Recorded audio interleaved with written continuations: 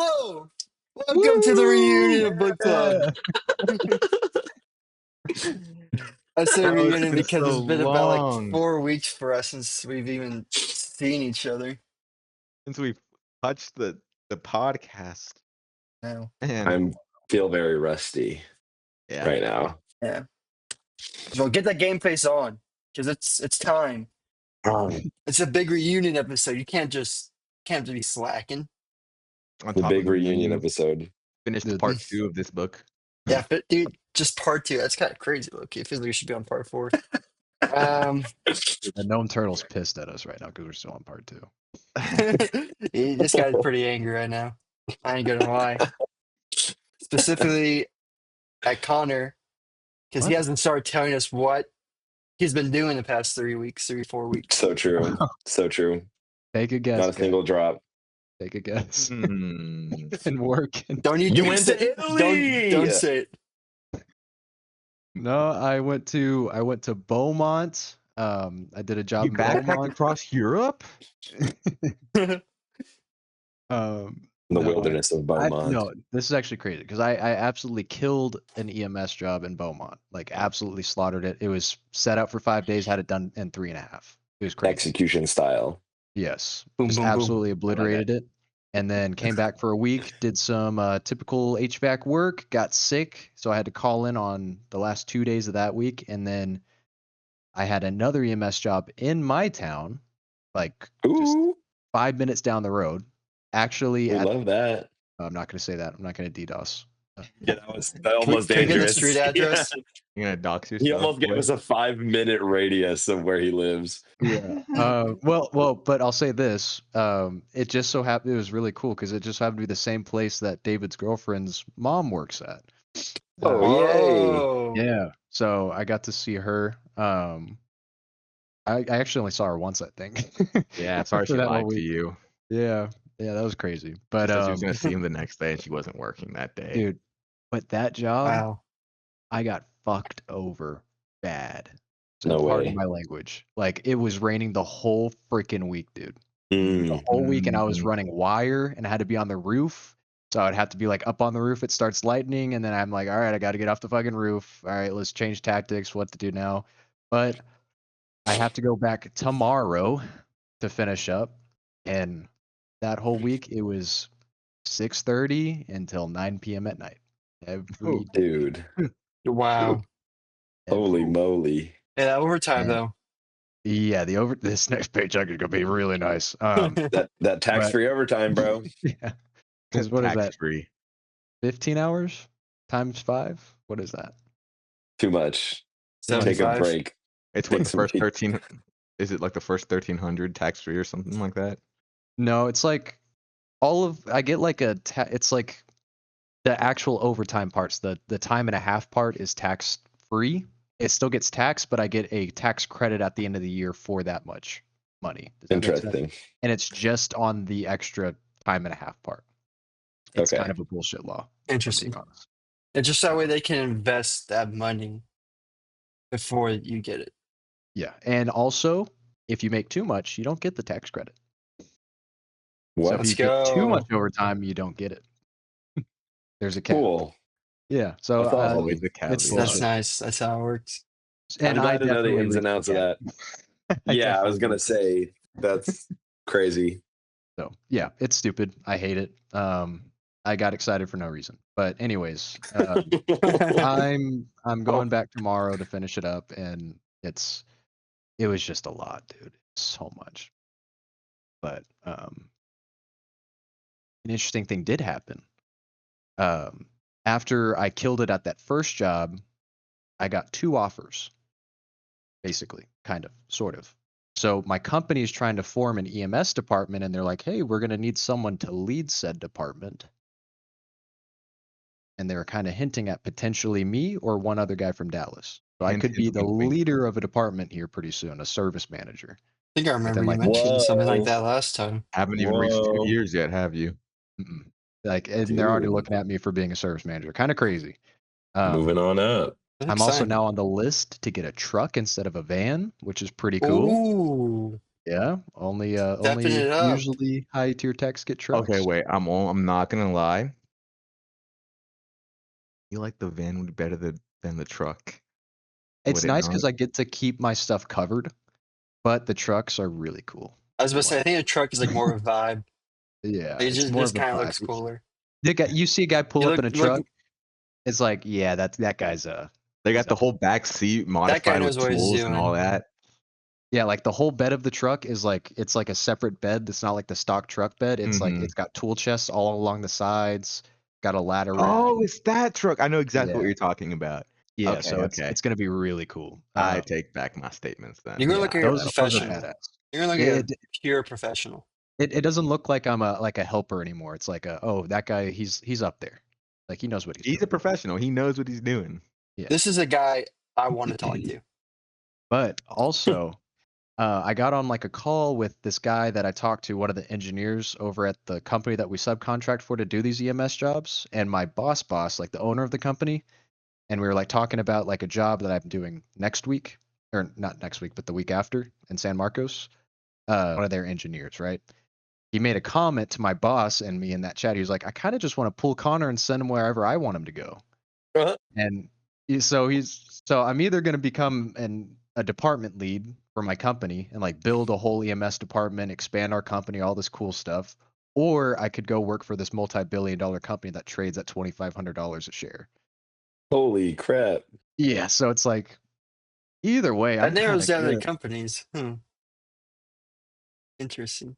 So like I go Hopefully, to this for big a pay mega billion. raise. Yeah, with the big mega billion-dollar company one, I'm gonna be like traveling across the country, even like parts of the world. So That's Dude, pretty that'd be hype, so sick. actually. it would be cool. Like I'd be going to like all these Nike, TJ Maxx, Home Goods, like Nationwide. CarMaxes, Worldwide. nationwide, worldwide. Like I'd be Mr. going to like Yo, Worldwide. Mr. Worldwide. there's like this dude that subcontracts out for this big company, right? And he apparently is like going to fucking uh Costa Rica and shit like that, and like Hawaii for jobs. Dude, And he'll get it done in like 3 days, and then he just has like the next week to just chill out in Hawaii.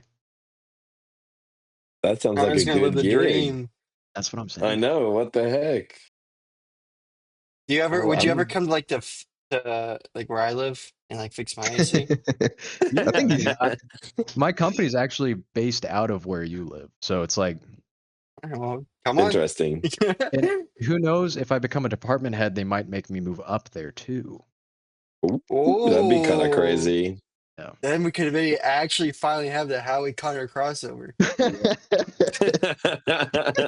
Then Howie will really be there for your birthday this time. Yeah. Crazy. Well, yeah, I've been But, there every time. Oh yeah, you're right. Might be. You were there. But the Connor always there. house, the Connor house arc is looking closer than ever now. That's incredible. Well, if you're like traveling all the time, though, like, What's the point of a house at that point? You're right. also if you have to move too, like it's a little, for whatever job you Bit of a happen to get, hassle. you might have to like figure out where you like are having to like settle, like your home base be first, your home city. Right. The With my spawn company, point.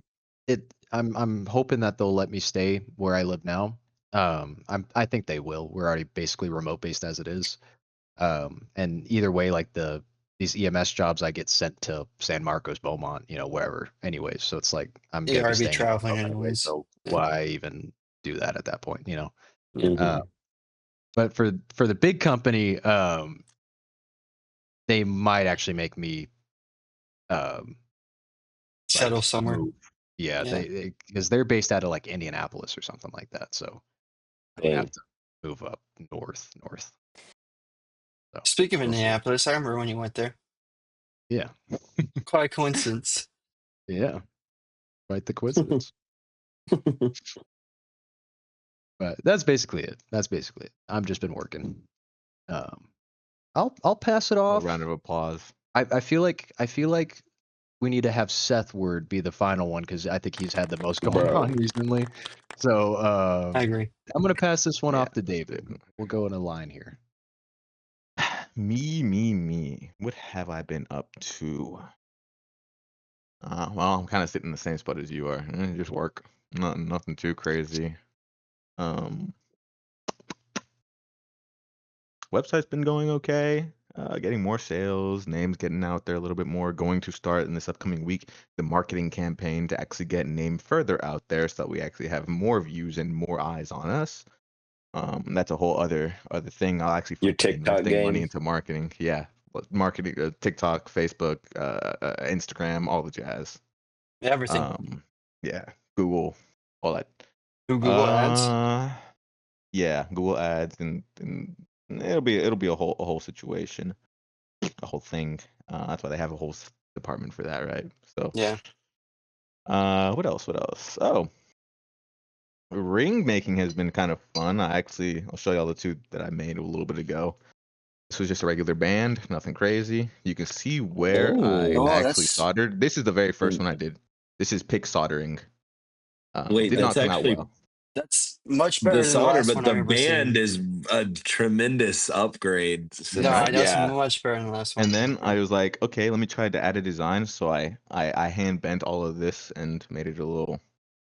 Okay, Whoa. okay, I like it. This came out a lot better. Not perfect. This is my second one. This is first one. You can see there is a small improvement there. Oh yeah. A small improvement. A small improvement. So I'm getting that down. That's been fun. That's hype. What else?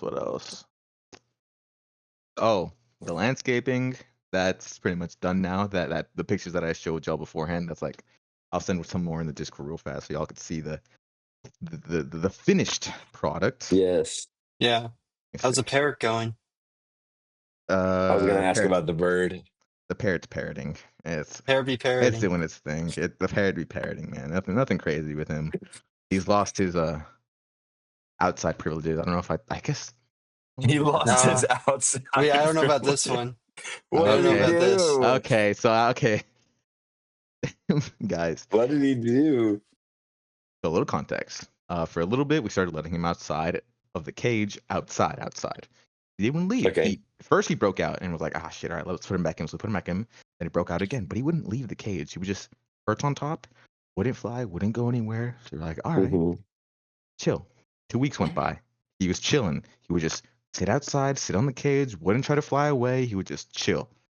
You could leave him alone for 2 hours, and he would just still be there by the time we get back. By the time we got back, all of a sudden, one day we take him out, and he decides to fly away. He flew into trees that's not too far away. He flew like maybe 100 feet away, but he flew into trees that were like 20 feet up in the air. So I had to get a whole ladder, cut down the tree to get him off of the tree because he wouldn't climb down because he was scared because he was like, oh shoot, I've never been this high. He was trembling.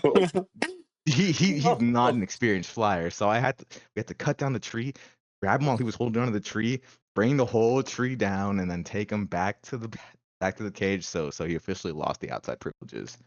Wow. That I can't sounds believe you cut intense. down the tree to I get him know, down. right? That's crazy. It was a small tree. It wasn't like it was like it was more of a shrub tree. Okay. Still, That like you just still was so kind of an scared. insane story, though. Oh, poor Blue. Yeah. So he lost his outside privileges, but he's been okay. He's been a little more. He said my name, so that was pretty cool. Oh, Yeah. That's pretty cool. This is the finished landscaping product. that's awesome. Oh, Well Let me see. done. can't see too well, but yeah, the river's all nice now. Got separate pathway, gardening, got wildflowers already starting to grow. Give it more personality to the house. Nice. To a house that was Um, already full of personality. more. There's More always been more personality. personality. Never enough. Never Looks enough. nice. Thank you. It was a very fun project that I got to do with my dad and my brother, so it was a full family project. Let me That's see. awesome. Aside from that, I think that's kind of it. I've been hanging out with Alexa. Had a really fun going away party with a good friend of mine. Oh yeah. Yeah. Saw my other friend on a Fetty. Never thought I'd see him on a Fetty. It was Salim. No, well, it was Connor, but on top of that, yeah. and Salim, and Caitlin. I didn't think about putting Caitlin in a petty. That's awesome. But yeah, It was so the only way to get us there, it really bro. was, and it was a good way. It was good. I enjoyed the Fetty. I can't lie, Yeah, it and I was love that fun. Connor had to sit in the front with the driver. We chatted it up with them, Connor. Dude. I don't think you were. I think No. No, I dude, think he did you not stayed want to talk. completely quiet. Oh, I that's like tried funny. to talk to him like when we first sat down, but he didn't want to talk. I was like, okay. It's like this guy, Hold on. bro. Let me see if I can. Well, we were playing like Sexy Red at max volume like the entire car ride down. So, and it was after the absolute nightmare of us shoving two more people than are allowed in the Fetty Oh no! and figuring out who's paying for his. Yeah, he was already sick of us by the time we got in He the hadn't even Fetty. started driving yet, and he was already I tired of everyone. know, I know. Put Connor in the Fetty. Wait, that picture's awesome. Wait, you got a picture of me? Got a picture of you in the Fetty. That's awesome, dude. Hey, Connor, you look like you're getting lit, bro. Me in my Dude. fucking work shirt. Trust me, Connor was getting lit, man. You got the But yeah, strobe lights going. that's pretty much all for me. So business has been pretty much as usual, just finishing little projects here and there. I got new tools for more rings, so I'll be working more on those in the upcoming weeks. Especially when Alexa ends up going on her trip for 2 weeks, which means I'm gonna have a lot of alone time. So I'm going to have plenty of time to invest into my own hobbies. But yeah, that's about it. So I'll just give it off to Howie now. All right. Well, so since the last book club, I have had my AC gone out twice. Um, the first time, I actually called my friend Connor here, and long story short, there's nothing we could do. Uh, they had to basically replace the whole compressor, and then they're like, "Yeah, it's good to go." I log in. I go on vacation. The big news. I went on vacation for a week. Went to Gulf Shores, so that was really nice. It was like went with my Oh, family. yours. It's in Alabama. Uh-huh. Um, it was actually like I think part Gulf Shores also goes into Florida too. But anyways, well, my family, my brother graduated from Oop, college, oop. so congrats to him at Texas Tech. And so they had like a little graduation trip. So we went there. It was nice. It was good to get away from work because that was my only other update was the fact that I was working as well. Um, so that was nice. And then trying to think. Oh yeah, so then I come back. Lo and behold, apartment's at 86 degrees. Dude, when you Uh, arrive, oh my gosh. so apartment's at Actually, 86 the degrees. worst. After a full Um, week trip, you just want to relax. hmm So apparently the thing that I think it was a transmitter is what knocked out the compressor the first time. And apparently this time it knocked out all the refrigerant. Uh, so that's not getting fixed for, oh, hopefully it might get fixed tomorrow if they have everything they need in stock. If not, for another 3 days. And what's becoming the summer Texas heat. Uh, so that's great. Yay. And Actually, then, worst timing, bro. I'm like, okay, I'm gonna go get some food and drinks because we just got back. We don't have like food here. Um, and so I go to my car, uh, hit the unlock button on my key fob. Nothing happens. Not a single thing happens to my car. Um, Oh, I I didn't even think about that. I'm able to manually put in, I'm able to manually unlock my car with the key. I go into the car, put on brake, power button, nothing. Even when I open the car door, nothing even happens. There's lights. I should have known from like this part right here, but like there's lights on the door that show like, if the door is like locked or like if it shines red if it's locked. No lights, but obviously when I try to open the door, it's not opening because it's locked. Yeah. Um, so So the car battery most likely just fried. Probably gonna have to get a new one. Probably gonna have to replace that. So I don't have to replace. I don't have to pay for the AC stuff because the apartment does, but I will have to pay for this new battery, which is great. All on the day I get back from vacation. Um, Awesome. so there's that.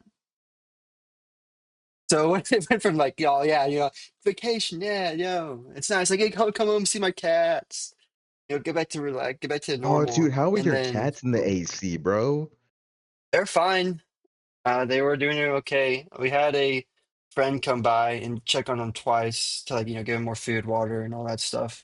And the last time he came was I think Thursday, and he said the AC was working then, so at least it was working up. Like at least it like at most broke like 2 days ago, 3 days ago. So they're doing okay. They're doing much better now. Earlier, actually, they were like grooming each other. It was actually so cute, which is such a like ultimate cat bonding thing. So that's great. So that's awesome. Actually, that is one awesome thing that happened that came back. The rest of it was just kind of garbage. Um, literally two just breakdowns in one day. Outstanding, outstanding. And like two of the worst things to break down too. Yeah, Mhm. my AC in my car. Okay, wait. To Uh, be fair, the car battery, it could have been way worse. Car battery is a quick fix. Yeah, that's true. no, it's true. I'll just have to. I mean, honestly, I'll probably get fixed tomorrow. Like I'll like place Mm-hmm. a pickup order for the battery tomorrow at work. Pick you up once I Hmm. get off. Knock on wood, it gets fixed really quick and easy. Yeah, David, I Yep. know someone that needs a battery in case your company supplies batteries. yeah. Hey, Unfortunately, my company does not supply. I could get you a battery, but it might not be the exact battery that you need. But hey, any battery will honestly work. well, the question is, how fast will it get here? I think It's like that's the cut main to question. Howie like putting the clamps around like a double A in his car. I can No, get to you in about 3 or 4 days. UPS ground shipping. see, I think I could just get it tomorrow. You don't have the Like from Amazon like Prime 1 day AutoZone. shipping, man. Gotta get I all can't that. compete with that. I got it. I mean, I can't compete with that. But no, I'm gonna call up a few places like AutoZone or whatever, see if they have the battery that works. Anyways, I'll go ahead and just. I think we've already talked so long. I think this entire podcast is going to be talking about ourselves. So I'll pass it off to Seth. Oh my gosh. Big updates, big updates. Yeah. So So much has not much for you, happened. Seth, right? Yeah, no, it's been nothing's changed. And that's why I'm in this totally Clash Royale new. background. Yeah, I'm really into that now. Um I have like so much has happened that I'm gonna try to keep it short. We'll delve more into it later. But uh my sister graduated from college, Cool, cool. and a week after that, I had my absolutely wonderful goodbye party. Um that was amazing. It was so good to see everybody. I already miss everybody so much. Um, and we got to hang out by my pool. I got to put Connor in a Fetty. I got to force Connor, bro. Okay, I'll tell one story from the party. We like have just gotten, we've all been hanging out for like an hour or two at this point, and we've just gotten to the karaoke bar. So we were thinking about getting drinks at the karaoke bar, but one of my friends showed up with like essentially like a 90 rack, like enough for everybody. Like we're fine. So we pay the like BYOB tax and then head inside, and we're getting the party started. We're getting everybody singing.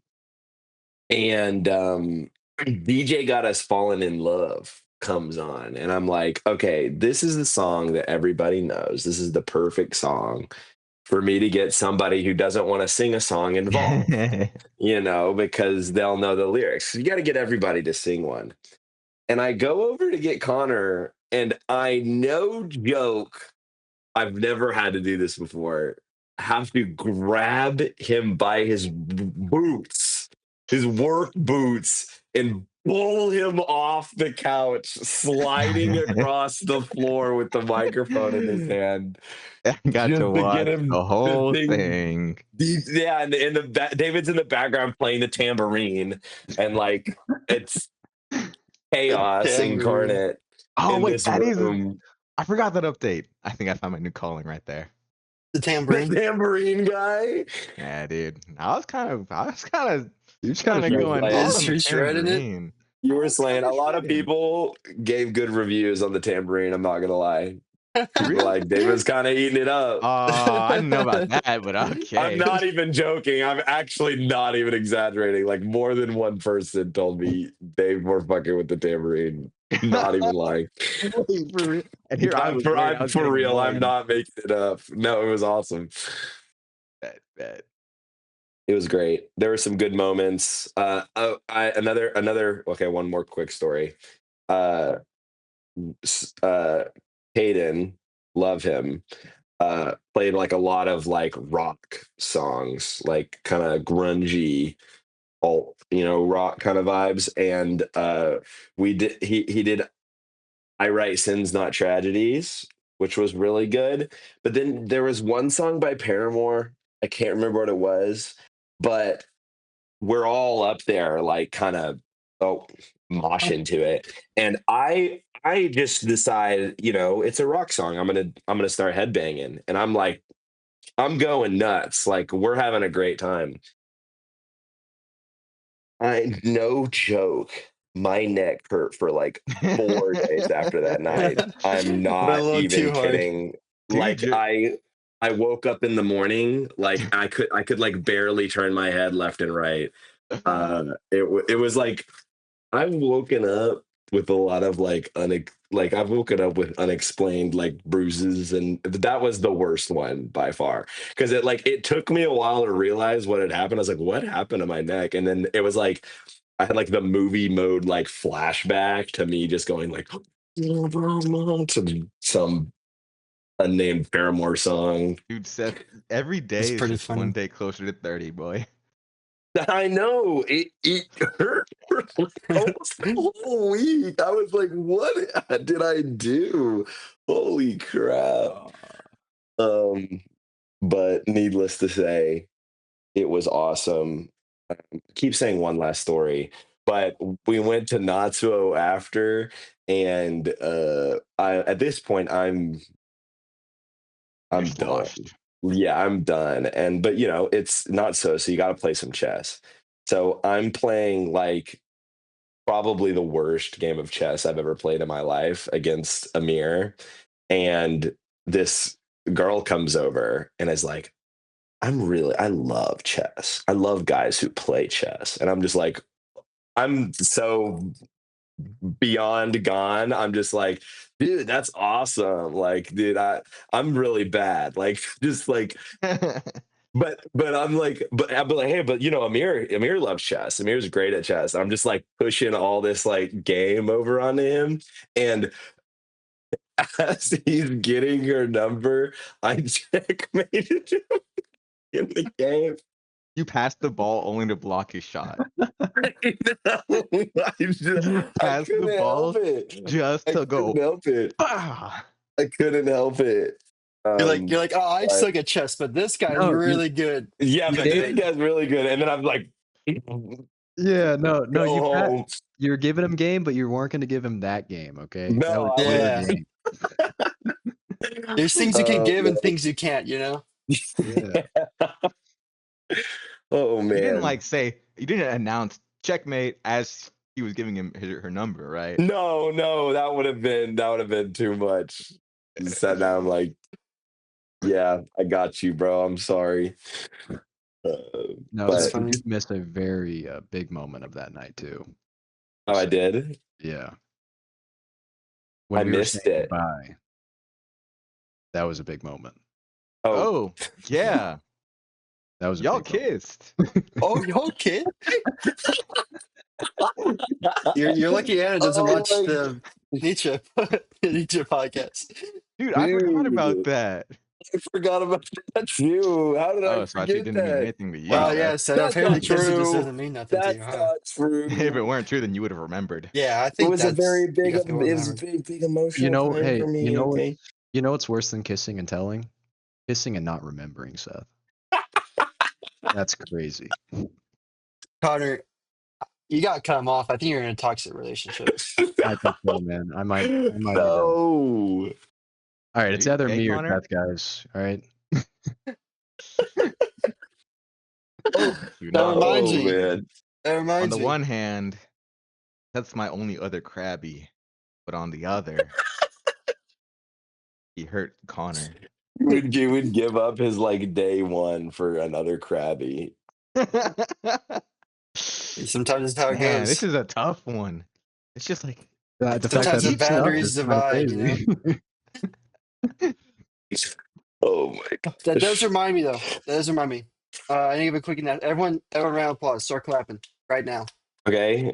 I need claps I don't right know now. what okay. I'm yes, Clap, Mr. Seth. Podcast creator. I want to say a big congratulations to Connor and everyone else for being number 2 this week. Big congrats, yeah. big ups, big Huh? ups. Hey. What? Because the last podcast didn't have to cut nothing.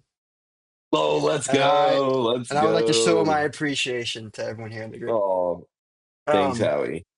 obviously this is just a one-time thing though. So Enjoy it while it lasts. yeah. Can't all be number 2 forever, you know, It's like a or else server there's wipe on no goal to Rust. attain. Does this come with a percentage increase or Yeah. Yes, you all take 5% from each other. Wow. Yeah, Okay. guys. Wow, that's hmm, convenient. This is the Interesting. most something about that sounds this fishy? is the most like 1% like here's a raise, guys. You guys all get 5%. Yeah, Yeah, it's like it's like see, you guys got something. Feed him that's crumbs, crazy. keep him He's occupied. deadly. Eat the rich, guys. Eat uh, Oh Howie. man. Which Law of Power was that mm, one? man.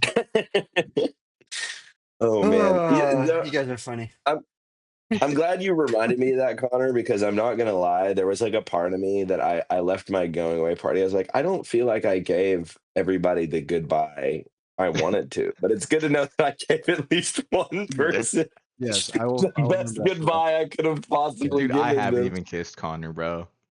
Dude, You came I've close gotten to damn aliens close. party. But we haven't it's gone all the because way. they gotta commit. Gotta commit. You just need a Um, special moment like, you know, like your own going away party or something like yeah, that. you just have I you don't know ever thought about about special, leaving? considering Seth forgot. Have you ever Well, thought it was about special to leaving? Connor, you know. Oh, yeah. I can't believe I didn't. I can't believe all the stories I told us I didn't tell that one. That's crazy. Um, but yeah, my going away party was a ton of fun. Had a great time with everybody. Couldn't have asked for a better crowd of people to hang out with. And then I moved across country. Um, and now I live in Nashville. And I've started a new job and are getting used to a new city. And I'd love to show you guys around my new apartment, but I'm not even in Nashville right now. I'm in Chattanooga at my parents' Nude. house. It's all right. You Yeah. can just tell us your address for your new apartment, and that'll be good enough. Ever since you mentioned that sunroom, I've wanted to visit. You have oh right, yeah, I remember You mentioning that. honestly, yeah, that would be hard. There's like a part of me that would almost, if you guys visited, I'd almost rather take you to Chattanooga. But that might change once I'm living it up in Nashville. But Oh, You'll figure one out the day I would spots. love to have a whole in-person podcast, dude. I really would. dude, wouldn't that be We sick? gotta do that. Yes. And let me get on the marketing grind so we can get up that viewership, and we'll get the Yep. studio. We'll get the studio up and running. There we go. Just like that. I can see it now. Boog Club. You get Dude, dude, you get some lights up there, man. yeah. Lights that say Book I, I Club. I can already see it. We're in like a giant like wooden style like library, Yeah. Cat. with like a Yeah. fireplace. Yeah, it's gotta be a Oh fireplace. my gosh. Chessboard. That'd be so hype. Chessboard in the corner. Has to be a chessboard, yes. We're all All wearing right. monocles suddenly. Y'all have convinced me to earn my extra percentages. Dude, almost every apartment in Nashville that I toured, one of the amenities listed was a podcast room. No joke. That's hilarious. Like Hell a yeah. recording studio. I But almost I kind ended of up, hate that. I'm not gonna lie to you. yeah. Well, I actually ended up picking an apartment that didn't have one. So that's awesome. I hate that that's an amenity now. You have no idea, dude. It could work. But yeah, that's pretty much all that happened to me. I mean, there's like a lot in there. Oh yeah, I went to Yosemite for vacation as well, which is absolutely gorgeous. Yosemite, Sequoia National Park, and Big Sur. Highly recommend all of them, but you got to go to Yosemite before you die. It's one of the most beautiful, if not the Gotta most go beautiful Yosemite place before I've they ever ruin seen. it and put a data center up in there. True. Don't even say that, dude. Data centers going everywhere, man. Oh, Don't guys, even I'm say that. reading a Reddit poster adding a Amazon warehouse right now, right on the top. Stop. Too late. Glad I got to see it Miss before your it's gone. chance. Don't miss your chance. All right. But yeah, that's my update. Well, should Well, we actually talk about the book then? Yeah. I guess. Probably. That'd be so late. I guess we can Remind do me to. that. If we I have guess to. we can do that. Well, God, it's been a while, guys. I don't know if I remember how to do this. Well, part two. We Part have two. here chapter 34, 244. Wait, 34. I thought we were just 35. Oh, The, dance We're song. all was it very I not? rusty. completely forgot about the dance song. Oh my. Or was that 30? 34 is Self-surpassing. self-surpassing. Yeah. Remember, we ended on the Completely grave forgot song. about that one. So we have about 10 chapters here at the end of part two. And we're diving more into the story. Now, I remember at the beginning where it was just like kind of like a bunch of phrases and stuff, almost like that Marky Mark vibe. But now I mean, really it's kind of just turned into a narrative. I mean, the first one I think was big on, because he starts talking about this idea throughout. I think it's starting here, Loki, of like obeying and commanding, right? Um, let me read this little part right here. Wherever I found living things, there heard I also the language of obedience. All living things are obeying things, and this heard I secondly. Whatever cannot obey itself is commanded. Such is the nature of living things. This, however, is a third thing which I heard, namely, that commanding is more difficult than obeying, and not only because the commander beareth the burden of all obeyers, and because this burden readily crusheth him. Yeah, even when it commandeth itself, then also must it atone for its commanding. Of its own law must it become the judge and avenger and victim. So he starts talking about almost what I think kind of turns into a hierarchy of people who, Bless you. excuse me, Bless you. thank you, of people who cannot obey themselves, and as a result, are obey others and are commanded, which I think is kind of a permanent theme because I feel like a lot. I feel like it's especially true for people who don't know themselves too much, right? People don't know who they really are, and it almost allows them to be easier to be commanded in a sense, like controlled in a sense, um, Hmm. because you have no guiding principles to show you what to do in life, and as a result, you tend to stick onto someone else's guiding principles. Um, and also for the other reason here, even if you do know yourself, he says, namely that commanding is more difficult than obeying. And that's because you have to be the one to make decisions. You know, it's easier to just be told what to do, or as opposed to being the one to decide what to do and tell other people to do it. It also brings about what he says later, the responsibility for making those decisions. All rests on you. All rests on the leader. You know, I think that's a big part. Yeah, if you're a good leader, at least Yeah, you let those true. responsibilities rest upon you. Like I always thought that that's like a really important like in a true mentorship role in, I feel like this applies in engineering, but it probably applies in a lot of other fields. Your job is not just to tell the people you're mentoring and the people below you what to do, but also when something does go wrong, to take responsibility for it, to protect these younger, um, your students from the mistakes that they will make, because, you know, as a mentor, as an older figure, your reputation is hopefully a little more solid, right? You can make a mistake and people will be able to step back and go, oh, this person's done all these great things. Surely this is an understandable mistake, or this is out of character for them, right?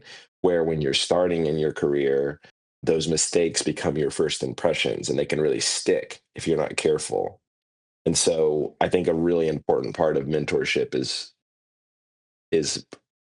like Zarathustra says, bearing the burden of the obeyers, you know. Well, this is another question that I thought of when I was reading this, right? And it's the idea that it's easier to obey than to command. And I was curious what y'all thought about that. Like, I mean, I think we can all probably agree that that is definitely easier. But is that the right way to go about it? Like, should you follow that route?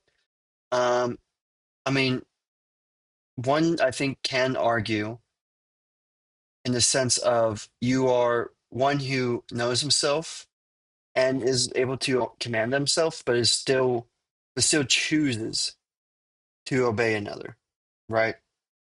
I feel like that's like the only real way, like the only real positive for that route. Like the route of being an obeyer. Yes. Would you guys agree with Consciously that? being an obeyer. Yeah, but I Well, still think you have to reach that point of like knowing yourself, and still choosing to obey. I think it's kind of like the whole thing where what is the betterment for society, right? So it's like if everybody tries to be a leader, then you won't ever get anything done because everybody wants to do their own thing at that point. You know what I mean? Yeah. So it's like at a certain point you have to obey, but like it's one of those things where it's like it depends because sometimes you have to obey, sometimes you need to lead. Yeah, I was gonna say a good leader knows when it's time to obey. Yeah, a good leader at least listens to those that are obeying, like takes on the opinions of I like others. that. So would you say it's more of like an even foothold rather than like a servant master? Or Yeah, I mean, I think it would be like a mutual respect kind of thing because it's like the classic saying, respect is not given, it's earned. Like I feel like the Mhm, person that's in the position of leading has to have the respect of those that are obeying. true. Because fear can only work for so Rule with long, fear, right? baby. Yeah, yeah. Try ruling with fear. I'm sure that works out and has worked out throughout history. Definitely has not led to every single person that has It tried it dying. works out it works out for a little bit, and A then little For a uh little bit. and then it kind of comes back. The big golden age, baby. The only way it works, I think, is if they make themselves into a god. Like if we're looking historically, Yeah, Hmm. like look at like North Korea kind of thing. yeah, honestly. Or it's not really a matter of fear anymore as much as it's just like I don't even And we've know. done this for X amount of time. I don't remember when we didn't do this. Yeah, this is the truth. And it's worked for us so far. Yeah. Yeah. But in that way, it's almost respect, right? And not fear anymore. If you have acceptance, you're like, Ooh. this is working for us. So the guy in charge or, whoever's in charge is clearly making good decisions, The word and the right? term working is very, very subjective in this situation because, you know, working can be working at a lower level than they even know. A brain has not grown enough to see outside of that small box of working because maybe there is another idea that would Hmm. work even better that you don't even know about. You can't even fathom the prospect of anything working better. True. The ignorance is what kind of keeps someone from knowing better, almost, you know? Yeah, but like I also think being aware of your own ignorance is how you is it goes back to that point of knowing when to lead and obey. And it actually reminded me of the conversation we had in Twilight of the Idols when we were talking about, are you a deserter or a shepherd or a follower? You know, where we kind of realize that in some areas of our lives we might be deserters, and in some areas we might be leaders, and in some areas we might be followers. It's kind of, you're missing a lot of nuance. Like I feel like you hear this all the time, and it's always like movie theater evil villain speech. But I've also heard like real human beings express this idea. It's like the world is made of leaders and followers, and it's like you have to fall into one of these like categories, and it's like no, the world is made of people. Like the world is made of people who decide to lead and people who decide to obey in this specific context. Yes. I think Mhm. about like my relationship to a client. There's like a give and take where at the end of the day they're paying for a service, and if they want it done that way, they want it done that way. But there's also a moment where I go, actually, because of my expertise, I think you're going to be happier with this result. And if the client respects my technical expertise, they might obey me in that case, right? Um, so it's like, where in what areas of your life are you a leader? In what areas are you a follower? I don't think anybody wakes up and goes, I'm a follower today, or actually, probably there are some people who do that. The world is big. The world is big. Yeah, yeah. But I think to boil it down, to look at your life and go, oh, this is an area of my life that I'm just obeying the words of someone else, that doesn't mean you're just an obeyer. You know, Mhm. there's too much information in the world for you to be a leader in every aspect of your life. Yeah, the In You whole my know, idea opinion. of, you're either a leader or follower just kind of tries to paint the world in black and white when, everybody knows hmm the world is very gray. It's life is fluid, so you can't just be one thing. True. I think it definitely comes down to that part, though, of like almost confidence in a sense, knowing yourself. So it's got confidence to be able to know when to be like, hey, actually, I think that this might be better, You have to have that like self-worth in a sense. I really think that only comes with like truly being confident in yourself. And that really only comes with like having a not even a deep understanding of yourself, but like just kind of like knowing your values, your belief and your beliefs and your worth and like, the knowledge that you have allows you to get to that point of this is who I am, This is what my experiences have led to, this to the person I am right now. Um, well, yeah. And do you think any of those ideas transfer into the concepts that was covered in the Sublime ones? I was just about to ask David about Sublime ones. You're asking me about the sublime ones. Yeah. Yeah, Okay, Mr. Notes. Mr. Notes. Well, one thing I did want to point out about that I personally caught about this chapter was the words that were chosen. I find it interesting that to describe this sublime one, he also used the word penitent and solemn. And I feel like those are two very contradicting words, sublime, penitent.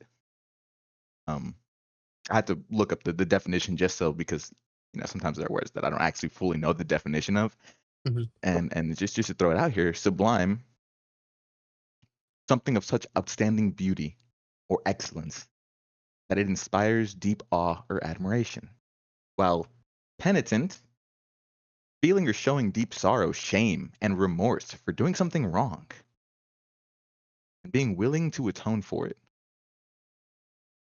Very two different sides right there. Also, is this clapping thing up for y'all too? Is that just me? What Is it clapping you? thing? Okay, good. Anyways, ignore that. So that was just one thing that I caught on this chapter, but I was trying to further understand what exactly Zarathustra or Nietzsche was trying to get at when he was talking about the sublime ones, because in this context, I kind of got a negative view of the sublime one. And what I ended up kind of falling on, what the sublime one is, was in the context of this chapter, is those who were getting lost in the seeking of the quote unquote truth, or also existential questions. Yeah, I kind of got something similar where it's like you almost kind of you think about stuff like this existential stuff, and you come to these conclusions of like you see all this like bad like just like poor choices, poor plans, poor just system entirely on its own, in the world. You see a lot of bad out there, right?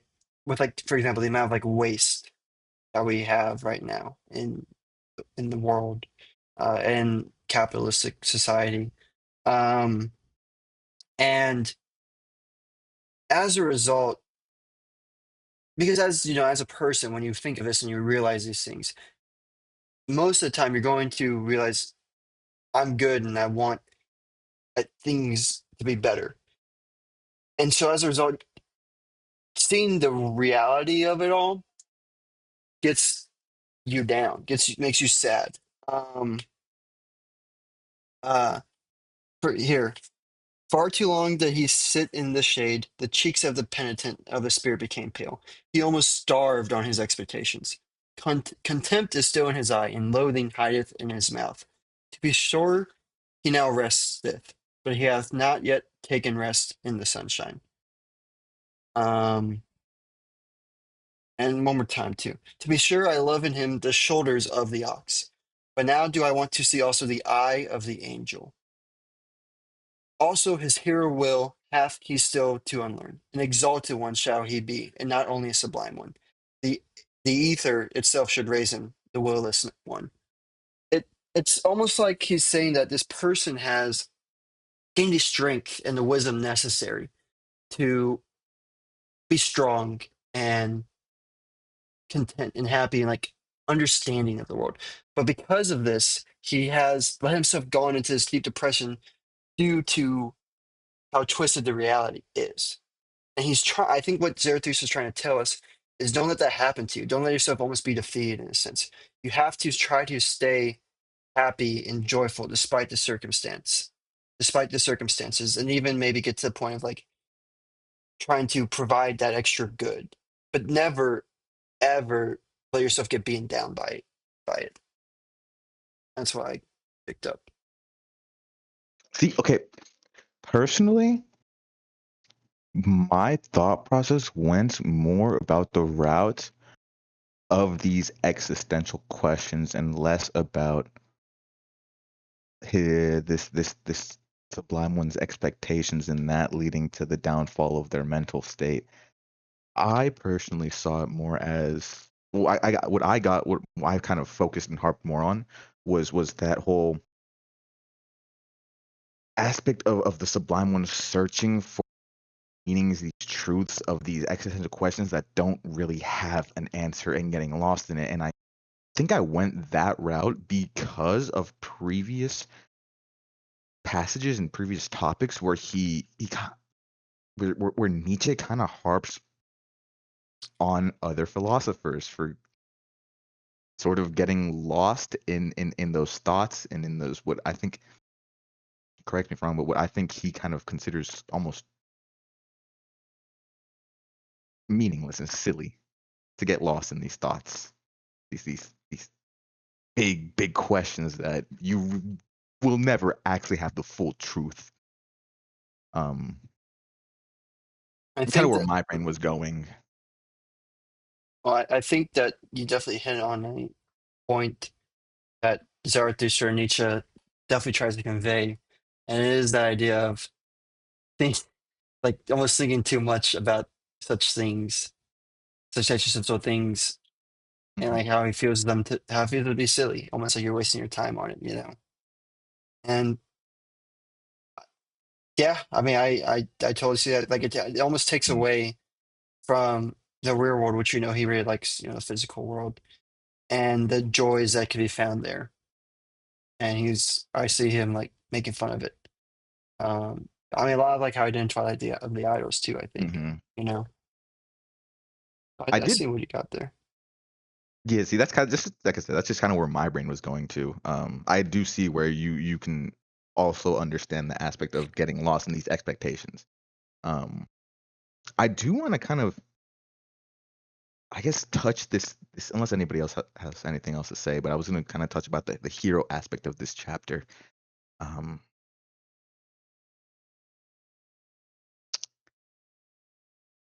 I liked the last couple of sentences where he said, "To stand with relaxed muscles and with unharnessed will, that is the hardest for all of you, ye sublime ones." And I guess I kind of just, I don't know, get y'all's opinion on it. It was just something that piqued my interest, but I don't have sustenance to that interest. I don't got the meat and potatoes to that thought. I just had the faint, oh, this is interesting.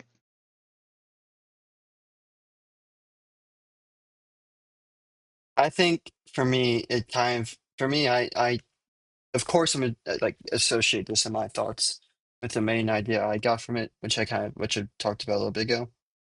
Um, and like to stand with relaxed muscles and with unharnessed will. I actually also underlined that. So, Yeah, because that was a big uh, point in this the whole unharnessed will, the whole relaxed muscles being able to let that will go, that yeah, being the toughest part for the sublime it's ones. like you're so like you're so tensed up in their thoughts and It's the ideas, ambition.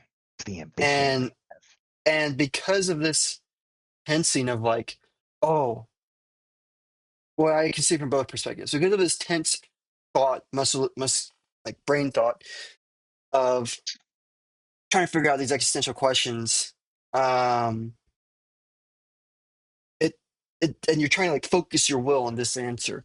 It makes them like super like too serious in a sense, too deep into it when it's not super rewarding. And to put it with like the idea I got was they're so focused on all these things that should be better, and it makes them like almost angry, it makes them like upset, and like tenses them up, and it makes them feel like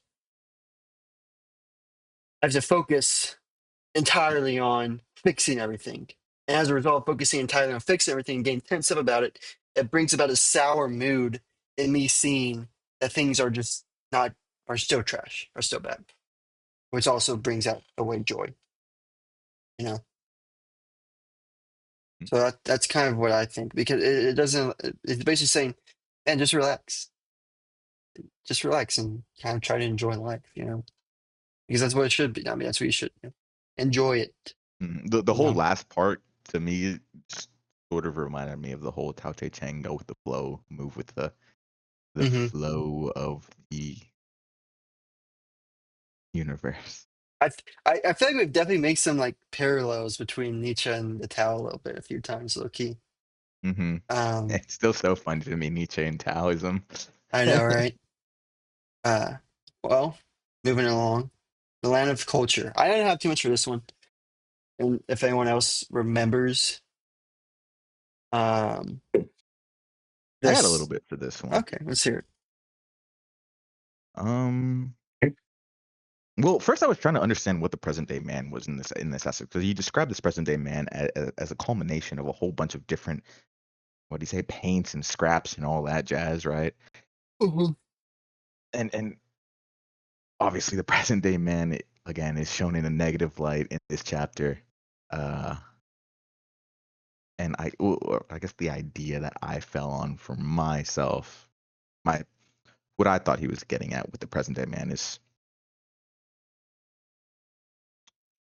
cultures are supposed to in this chapter, culture is kind of a substitute for values and morals. And this present day man is kind of how we talked about it last time, somebody who just grabs and assimilates all of the different values and morals from other people to kind of Frankenstein this own value of their own, but it's not a value or it's not value or morals that they act upon, but more so that they just speak about.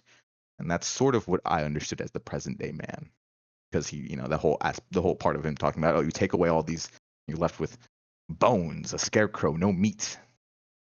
Now, I think you kind of hit the nail on the head, low key.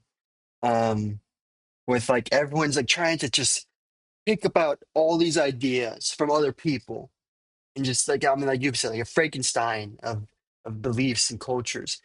And as a result of that, there's like no true like identity.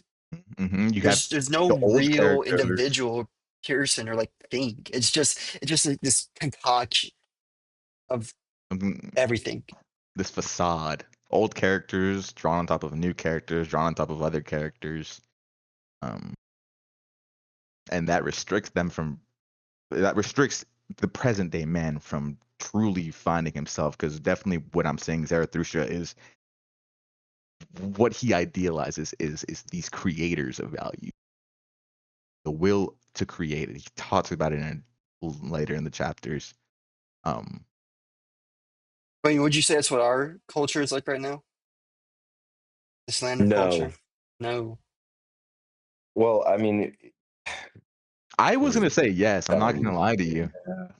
Well, I think this is like a silly example, but what is looks maxing but a creation of values? I mean, it's a horrendous set of values. It's an awful, toxic set of values, but it's a strong set of values.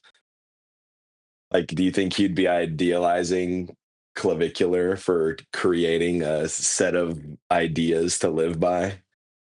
I think he would be idealizing clavicular for creating his own sets of values to live by, but he would not be happy with the big people who kind of just followed that and basically just, like I said, kind of grabbed the morals and just assimilated it into themselves. Okay. Well, what if those people who submit those values in themselves are genuinely like they just share the same values? Well, I guess that's a different. I don't know. I guess that's a different. I feel like he's asking a lot of me here.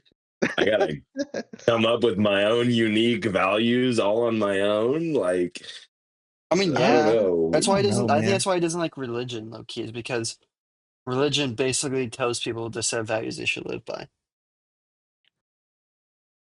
I don't think that's like the main reason. Like, does not like religion, but I think that's a reason. I don't know. I think that every value I follow is something I heard from somebody else. Like, I don't think I have the philosophical fortitude to like come up with a completely unique value. Well, I think You know, that's. I mean, I think that definitely a value is. There's no way. I don't think, especially now, a value is going to be completely unique on its own. Hmm. I think it's just the idea of deciding upon your own values. Like and really actually taking, living by them. yeah, really taking it upon yourself Yeah. to almost start from scratch. I mean, obviously, you're going to realize that values you come up with from scratch are ones that already exist, or you might even use those as like a starting point, or whatever. But like truly, like taking the time to think about what the values you want are, you know, and like not just being like, oh, this person came up with this value of look maxi. Yeah, I like that. I'm gonna take that. I'm gonna use that. But Hmm. like starting from like within ground zero and building up towards this creation of values that you have. Yeah, because I don't think he's entirely saying you got to create your own unique value that nobody's Brand ever heard new. of. Yeah, because the combination of values that you have as a singular person is in and of itself unique, right? The values that you choose, that you actually choose to live by, all culminate into one unique kind of person. Obviously, other people might have some similar values as you, but there's always a little bit of disparities between each of them, right? Um, and kind of to go back onto to what you asked me, Howie, or what you asked about other people who actually, let's say, follow looks maxing.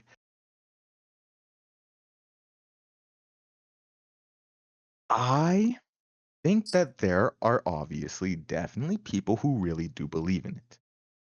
On the other end, I do think that it is more on the side of there are more people who don't really believe in these values, but do it as a means to an end, and it's kind of more of a stepping stone than an actual value that they have decided to adopt. Because when I say a stepping stone to the end, I'm kind of thinking like looks maxing. I mean, what's the end goal for like looks maxing? Just to look the best for what? I this is obviously an assumption right here. This is just me throwing assumptions out, but look your best for what? And what I see from that whole kind of community is looks maxing in order to get laid, to get girls, to get these materialistic items, right? Yeah. Yeah, see And I that think that's that's where it kind of starts to get a little bit more murky, where it's like, okay, those people don't really follow the values to follow the values. They follow the values to get that materialistic item that they want. right. I think that's the discrepancy. Is like what you're trying to do with that value is not something that is a net positive. You know, it's not something that's bettering society. It's not something that's even really bettering yourself. It's just really vain and conceited. That I mean, so and that's a good point too, because I think obviously, it's easy to say, oh yeah, Nietzsche just wants you to create your own values. But it goes back again to that point right here in this value, the innocence of desires, where Right? No, you're so right right. there, that reasoning, that like final point reasoning, there's no innocence in those desires, which is what he wants you to find innocence. Mhm. Maybe, and this is the first step, I guess, before you can create before you can create your values. Like I forgot the lion, the camel, the lion, and then the child. Child. You know, and it's you need to find those innocence, like reach out, child, say, find the innocence in your desires, and then create them, because only then will they actually be true virtues. You know. See, Oh, take okay, you're it so right with that one. take it another way. Like we can still use like the looks maxing as an example, right? If the purpose of it, if the end goal was like to look your best self, to be your best self, like if looking your best self leads you into becoming your best self, like working out and like doing all this other stuff is Eating more bettering healthy. you, yeah, is making you more healthy, your better self, then yeah, that'd be fine. That'd be a good way to live life. But it's the fact that it's strictly just to be the most attractive man in a room, so you beat out the other competition and you get the girl versus this other schmuck that isn't as attractive as you.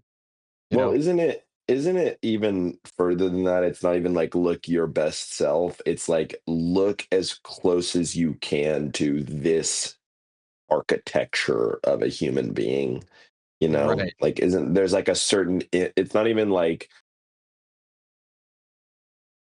there's a big difference between like from what I'm talking about something I know absolutely No, nothing don't about. worry. Like looks But maxing, I'm so out of that. Like I but don't the know. vibe I get is like, with things like hammering your jawline, it's like I need to look this shape versus like some people who would advocate for finding fashion that fits the shape that you have, right? Which is like there's a big difference between looking your best self and then like this is the I have described the epitome of attractiveness. You should do everything you can to get as close to this as possible. That is a very no. Okay, that I kind of completely forgot about that whole aspect of the community. That it is to follow a certain archetype. Mhm. Yeah. Which I still think there's like no innocence in that too. No, they're But that's definitely. I don't know. But then, so does he have beef with like people who follow a religious belief because they genuinely think it makes the world a better place? Like, I don't. No. See, that's the thing, man. I don't think he like genuinely hates people who follow like These people who do it without thinking Christian about it, beliefs. Yeah, it's like a certain subset like of people and stuff like that. they're innocent. Not they're innocent, but their like desire for their values is to like conform to the society around them, or to do it because somebody that they just kind of trust blindly told them to, Ignorance is the versus word somebody I'm who's looking for. like, yeah, versus somebody who's gone, oh, I've done a thorough look at all of these belief systems, and I think this one is the one I like the most and helps society out the most, this set of beliefs. Yeah, that's what I think it is too. It's like it'd be like the difference if you ask someone like, "Hey, why are you Christian?" and they're like, "Well, I'm Christian because my parents were Christian." Or the difference would be, "Why are you Christian?" "Oh, well, I'm a Christian because of this belief, that belief, and this belief." You know? Or like, I went to A&M because my great grandpappy went to A&M. I'm a ninth generation Aggie. Yeah. And also like, oh, I'm a Christian because I want to say I follow these beliefs, even if I don't actually deep So that down, I can morally high road Yeah. you. So I Yeah. can say like, oh, I'm Unfortunately, a that is Christian. way more So of course prevalent I follow these nowadays. beliefs. Yeah. Yeah. I want to say I'm a Christian so I can post a cute picture of me reading my Bible at Get the all sunset. on Christian mingles. Yeah. Or also, and I wrote this in the Immaculate Perception a little bit ahead. I forgot exactly which part. It was towards the end of the chapter. I forgot exactly which part made me write this. It definitely has something to do with him talking about a god's mask have you hung in front of you, ye poor ones. Into a god's mask hath your execrable coiling snake crawled. Verily, ye deceive, ye contemplative ones. Even Zarathustra was once a dupe of your godlike exterior. He had not divined a serpent's coil with which it was stuffed.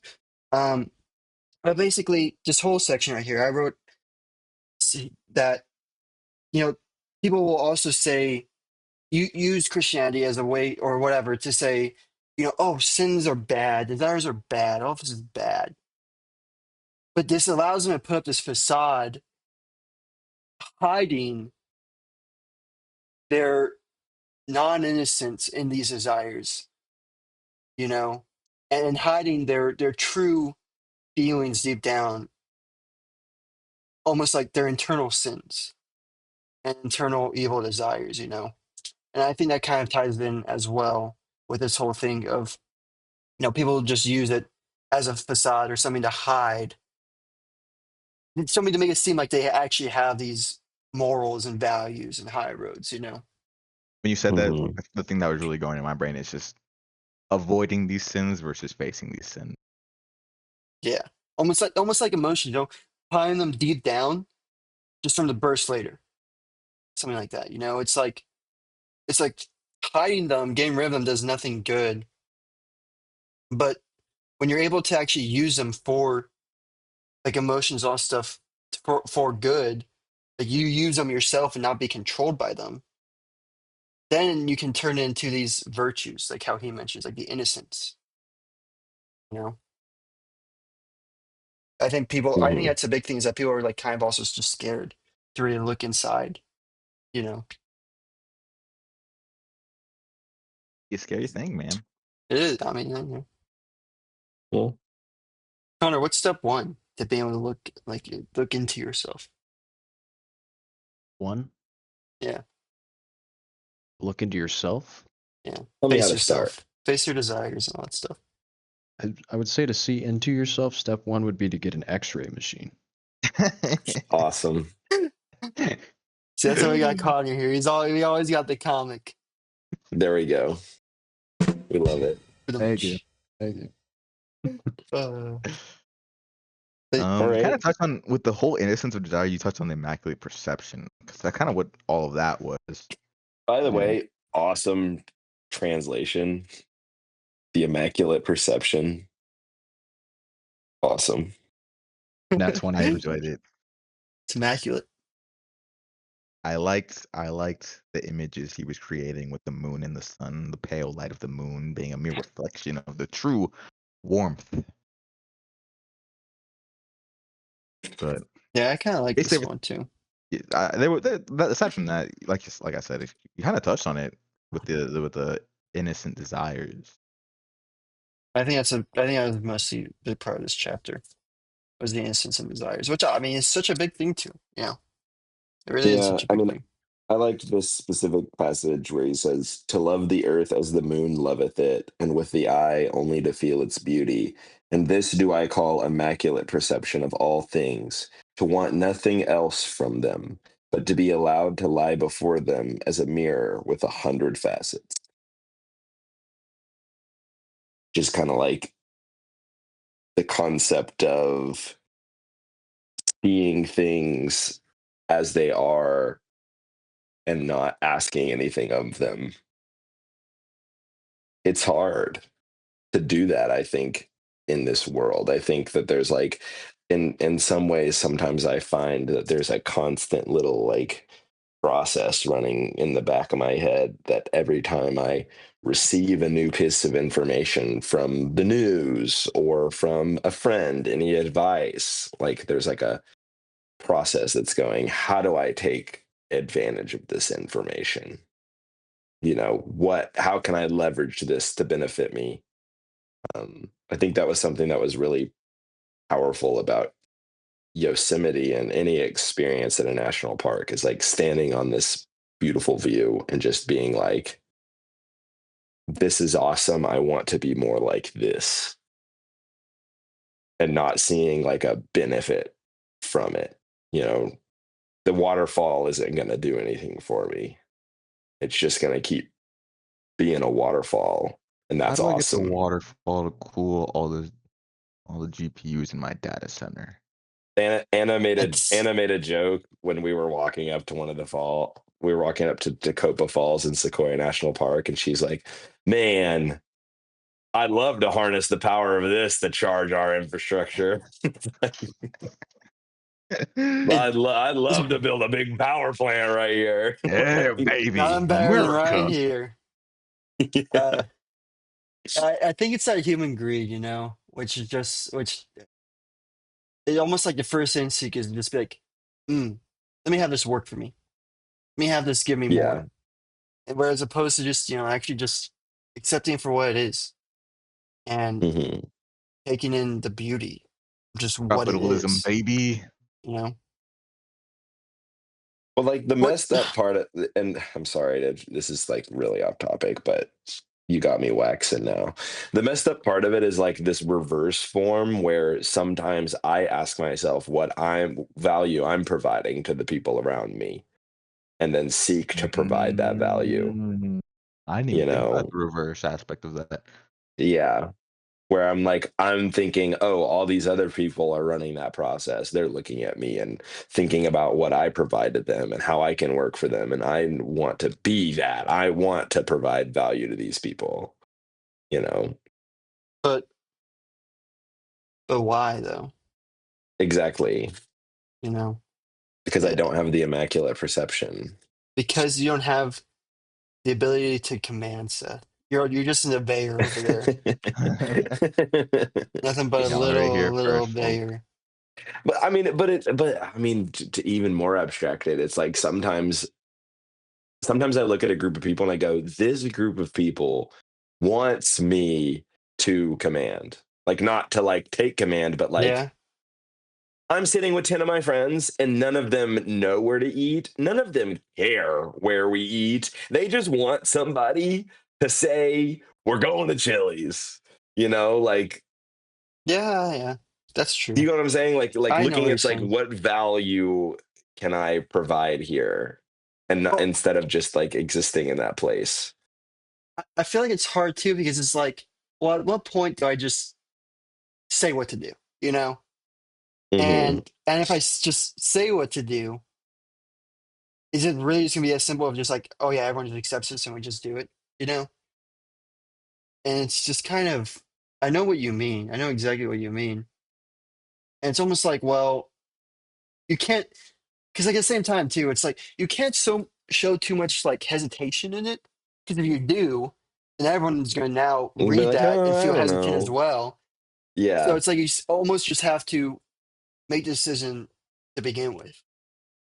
But then at I that don't know. point, you're I've like, well, seen am I a jerk? Am I just like controlling everyone, you know?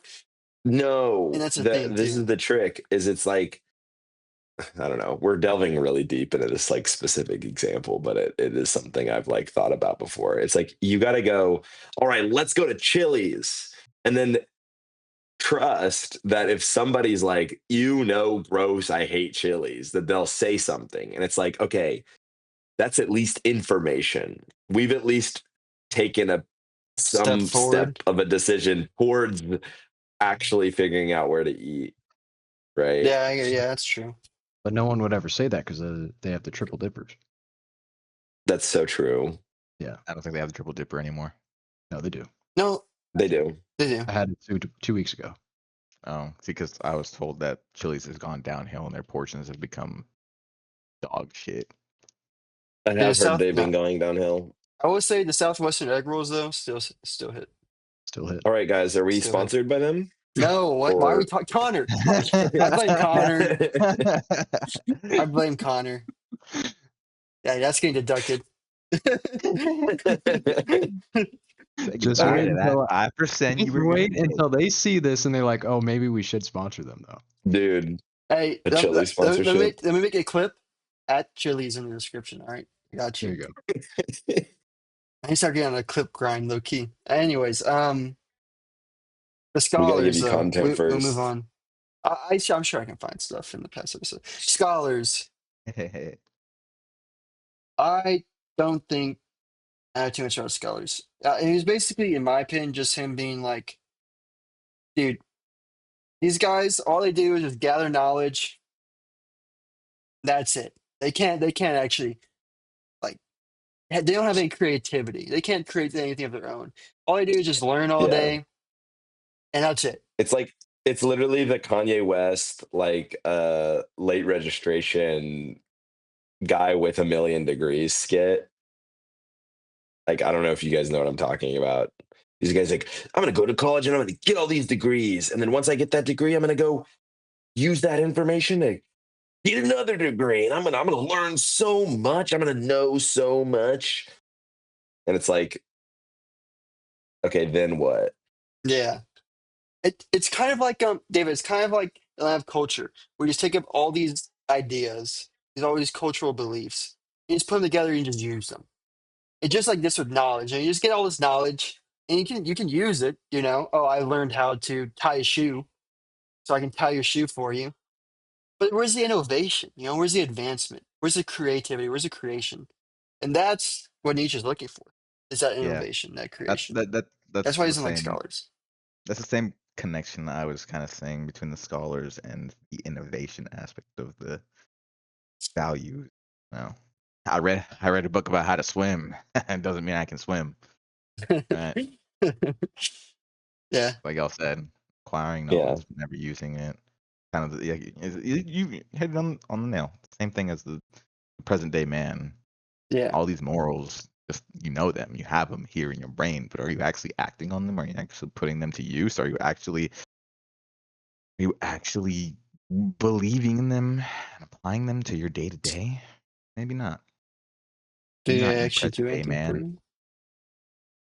Well, the one I Yes. want to talk about right now next is the poets. Yes, I dude. really like the poets. I'll let you go ahead and start us off. Okay.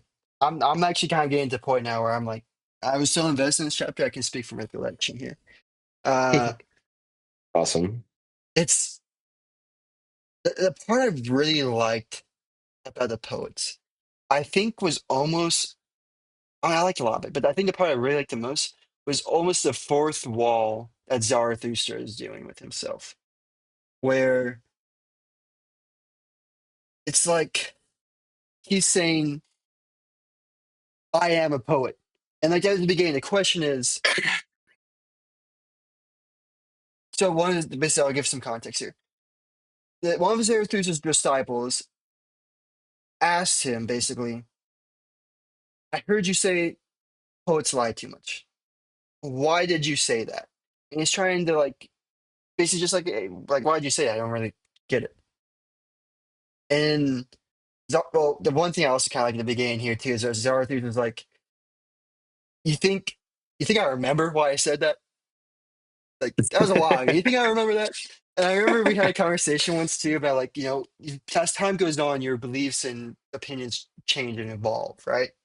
And I kind of like the way Zarathustra framed that response because it's kind of like, and I said that a while ago. I had certain beliefs then. I don't remember why I said it or really what my beliefs were that much back then. But I can tell you now why I think I would say that and why that's true. He backs himself up. He says, I actually still think that's like true. You double down. And the best part is that he's also like, I am a poet. And he then gives the explanation for why he thinks poets lie too much. And it's this idea of poets almost, they don't have, like the scholars, okay, perfect juxtaposition. The scholars have just all this knowledge. It's kind of like based heavily in reality, but there's no creativity. The poet has these ideas of life and almost like an existentialness and just these really thought-provoking things that mean a lot about like people who as they are as who they are as a person. However, it's really opinion based. You know, there's no truth answer out there unless there's like some omnipotent. Uh, as a human, we don't know the truth or the answer. So the poets have to fill it in, almost fill in the blanks of how you get to like their ideas and beliefs and how you morph it into something that makes sense, almost something that becomes a reality. And that's what Zarathustra means by the poet's lie too much. They try to create something which isn't necessarily real, but brings in this inspiration, which poets do. I think poets inspire, right? It brings about this inspiration of these beliefs and values and goals into the world, but aren't a truth. They had to be filled in somewhere. The blanks have to be filled in somewhere. And that's why he says poets lie too much, because the things that they fill it in with aren't the truth. Um, that's what I got from this. I am on the same boat. I actually also would say that Nietzsche is kind of making fun of himself here. Yeah, He's calling himself out, and I think this also goes back to that the thoughts of Zarathustra saying, "Guys, I don't want followers. I want friends. I want people to walk beside me, not behind me." Um, exactly. For Going sure. back to that, I'm a poet. I lie. I'm filling in these blanks. Come fill the blanks in with me, not follow my blanks that I filled in, because then we could get to a more common ground, a common truth, or whatever. We can get to a more complex and more creative idea. And get closer to the Ubermensch. Exactly. Closer to the Uberman. Have your own, come up with your own creation of values and beliefs. Because then this way now we get to have a collaboration of an even stronger value and belief. Don't just come to me with the same stuff, just spitting it back out at me. You know, that gets us nowhere. That solves nothing. And that's what he's trying. I think that's kind of what he's trying to say here too. When I say like he breaks the fourth wall, he's almost trying to tell us, hey, I lied. Don't believe everything I'm saying. Don't believe anything all these people are saying because it's just made up. You know. Um, Life experiences. This is like this one saying I really enjoy. It's a little bit more based in reality, a little more physical, but like literally everything around us has been created by a human. You know, it wasn't some mystical thing. It wasn't some mystical object that just all of a sudden appeared. Everything around us is created by a human, and humans are all flawed. No one's perfect. Humans are all like crazy and messed up and like not correct. You know, but they still do all this stuff. And so you have to realize that they're just like you. They're human just like you. And so if they can do all this stuff, that means you can too. And it also means that they're not right. Because again, they're human. That doesn't mean you're always right. within us all. Yeah. And so that was the part I really liked about the poet. Great events, though. Someone wants to talk more about the poet, but the great events. I don't think I had too much about great events, low key. The Happy Isles of Zarathustra. Yeah, it was basically Zarathustra. I think it's like a kind of a story thing. Basically, Zarathustra going to this like volcano or something and yelling at this fire dog that like spreads like depression or anger or anxiety among people. And he's like, "Yeah, I know what you are. You're pathetic." And then that was a bit of it. It's I kind of thought that awesome. personally, I thought there was a connection between the fire dog and the state. Yeah, I don't know if it was mentioned over here. There's something here. I think he literally said like something between fire dog and state, making them believe, making people want to believe that the fire dog is actually so important, even though it's not. No, he's just a little guy, and you can think he's powerful and has these fangs, but he's all he's bark, actually no weak. bite. Just like the Actually weak on state. the The inside. state wants you to think it's powerful, but who makes up the state? All of us collectively do. Trying to keep you down, keep you like almost humble, like too humble in a sense, I was doubting yourself. trying to find a connection, kind of, I guess, trying to find what exactly Zarathustra flying across the sky and his shadow, what that was present. I I know, kind of dude. what did I say? I said what I landed I on don't was know. maybe it represents how people see his teachings and thoughts. I really didn't. I don't know. I actually I have zero think it's clue. I think it's really awesome to like follow up a chapter where he pretty much says, "I'm a poet and poets lie," with like this absolutely crazy, insane story. Like right after it, it's like figure out what this means. I like I really I like laughed. This isn't like there's something deep here, but he was like, uh he goes, "The gold, however, and the laughter, these doth he take out of the heart of the earth, for thou mayst know it. The heart of the earth is of gold," in all caps. And then it's like, when the fire dog heard this, he could no longer endure to listen to me. He drew in his tail, said "bow wow" in a coward voice, and crept down into his cave. And it says, "Thus told Zarathustra. His disciples, however, hardly listened to him. So great was their eagerness to tell him about the sailors, the rabbits, and the flying man." And he's like, "I just told this crazy story, and no one's even listening to me. Like, what the heck?" Just want to talk about the flying Zarathustra. They want to talk about the flying man. Um, to kind of to play off your thing about the shadow real quick, David. He says, "One thing, however, is certain, I must keep a tighter hold of it, it being the shadow. Otherwise, it will spoil my reputation." What I kind of think about that is you travel somewhere, you make an impact, and after you leave, people start to spread all these rumors and, lies, almost Misconstructed tales. teachings Yeah, and that's like kind of his shadow, I think. or misrepresent. Yeah, It's kind of that what I would get make from it. sense. That's yeah. Like I said, that's thought how people see and think what they think about his teachings. Yeah. Um, Next up was Un- the soothsayer. Oh, Connor, what were you gonna say something? Unfortunately, oh, Connor, what? Oh, yeah, it was David. I heard a voice. I thought it was Connor. Oh, I could be yeah, wrong. I was gonna say. Unfortunately, after this chapter, my notes get really non-existent. Yeah, I didn't have much for the soothsayer. It was basically kind of like this dream that his disciple. Basically, Yeah, Zarathustra this goes is into a deep depression. But the soothsayer is like this is what creativity is my all this dried is up. what my note is. What does it Dream say? interpretation, and then there's just Yeah, nothing underneath because I didn't know how to interpret it. yeah. Unfortunately, To me, it was basically just him falling into a deep depression, and that life and improvement was at saying like everyone was just going like it became that weak man thing that he thought of where it's just like the fish, everyone just blinks their eyes and he fell into a deep depression. That was like what his dream was saying. I don't know. I didn't get too much from this one either.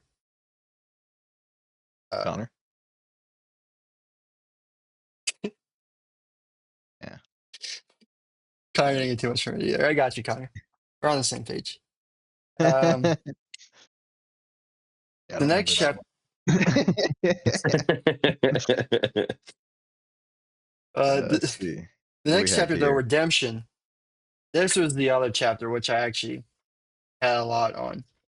Yeah, This is kind of like the last one I had a lot on. here I was really trying to figure out what these fragments of men were. I mean, obviously, it's okay, too much of one thing is it takes away from a lot of the other aspects of men, right? It makes them scattered limbs across a field. But Which part? Hold on. where he You have talks to about remind me. people being fragments and him saying a field of limbs, arms, ears. Oh, yeah, like you're saying, like where someone's like just a big mouth or a big belly. I was That kind of. This I guy's the understand the very big belly, bro. yeah I understand the Yeah, top I'm level. That's a looking at you, I crazy didn't Seth. go insult. deeper. It's I. So basically, what I took this beginning part of was just like he's able to see people's vice, their like greatest desires and sin. So, like for example, a big eye is like someone who's envious. A big mouth is like someone who just gossips all the time. Mm. Pride Big almost. ears. Big ears, I think, is also like maybe envy. Um, big belly is like gluttony, right? And they just want to fill themselves up and eat all the good food they can, like Krabbies, you know? Ooh, wait, They're just big wanting ears to is eat all the probably like time. big ears is probably like the scholar archetype, just listening, Hold just up. gathering, but never applying.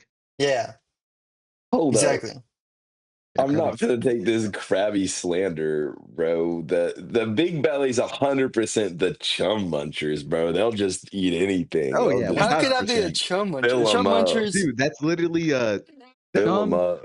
that's chum chums 101. chums are just like, hey, whatever sustenance is there just to get me by, sure, I'll eat it. I don't care.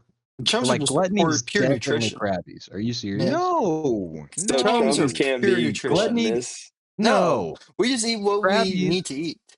exactly. Krabbies are like, oh, I need the finest food. I need the finest this and that. I want to eat all the finest food. That is the most big belly thing I can think of.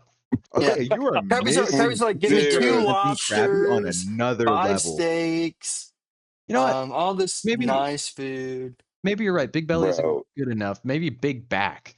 Yeah. Yeah, maybe Krabbies are more Wow. big back. Wow. We're going Where's there. this Connor coming alive with We're this going hate there, huh? speech out I here? we Holy started talking about crap. Tell me how Krabbies, you now really Connor's feel, all This in Connor. is Tell me how fucking you really feel. You're right. Big back it. and big belly. That's a Krabby. whoa. Just a rotund presence. Just You guys don't just have one body part, you have two big body parts. Okay, that's okay. Y'all are crazy. misrepresenting Krabby. The essence of Wow. Krabby isn't, oh, I need the finest aspect of this. The essence of Krabby is being able to find enjoyment, being able to find the Yeah. pleasures It's of saying eating no to a food good meal. sometimes. It is. It No, is. It's no, about saying no. I get you. I get you. It's about the enjoyment of being so big that you have your own gravity. Dude, holy crap. Bro. This is you know what? Quick, It is Mirror Connor. There's been a line drawn in the sand. I think the line is right down the middle of this chat right now. That's it. It literally is Already split up perfectly. crazy. yeah, dude. Oh my Someone's gotta gosh. go. I can play a game of rock, paper, scissors for it. Rest Whoever's that better, off. whoever can win Civ can stay. Yeah. Oh, I think we know where that goes. Dude, shut up.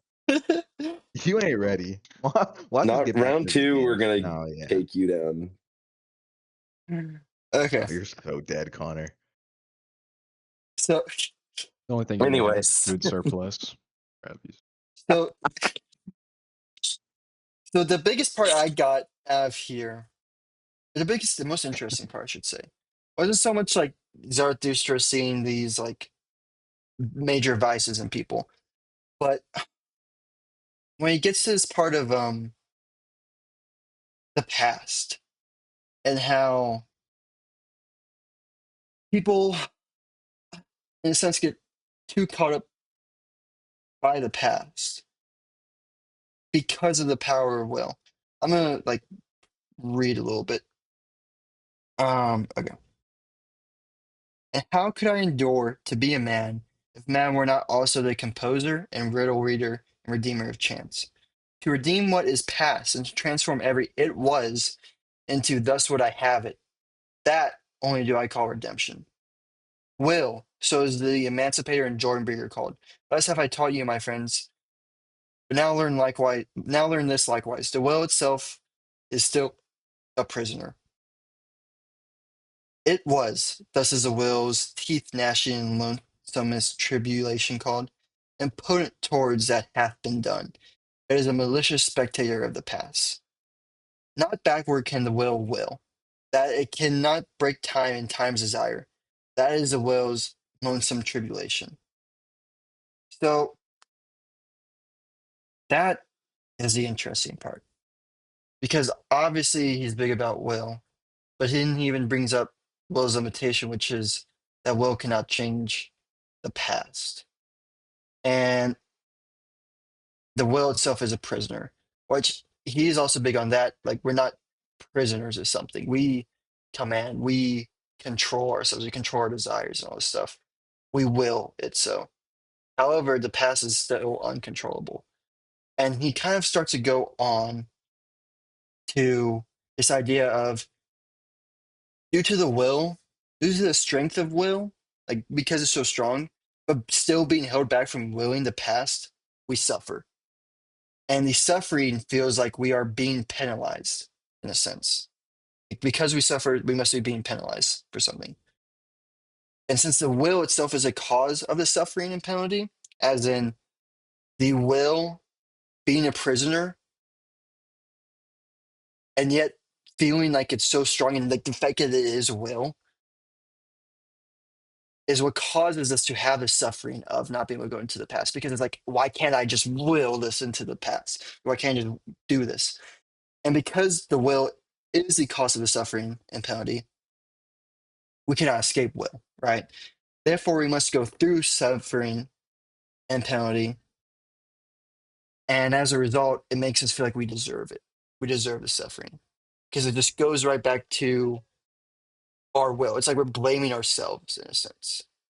It goes back to this feeling of like blame on the will itself for the cause of the suffering and penalty, which then goes to this whole cycle of depression. I feel like because it's something I've thought about. Is like, people tend to think like bad things happen to them. Like you hear them say, "Oh, I deserved it," or something like that.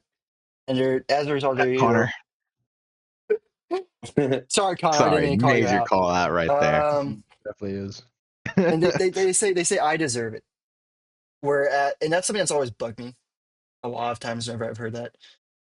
Um, it's almost like they think that as a result of this bad thing happening to them, I don't know if it's like they have to make an excuse for it, or they actually think they deserve it because they're a bad person or something. Uh, Either way, I never really liked that idea, and I've never really understood why that happens because that happens. I feel like a decent amount of people. I've heard many times myself from people, and when I was reading this, that's what this made me think of was like maybe this is the reason. It's the fact that we can't change the past, and as a result, we suffer from it because we feel like we have this like we feel like we have such strength that why can't we just change the past? Like it feels like we've done something wrong, you know. We could just if only we could just will it and change it, um, but we can't. And as a result, we feel weakened, and as that result of that, it's almost like we're suffering for it. But the suffering really was only caused by the fact that we think we should have the power to change the past. And because we don't, it's highly depressing. And I think that's kind of part of it is we put this back on ourselves of like, we messed up. We aren't powerful enough to change what happened. And it builds this hatred for oneself.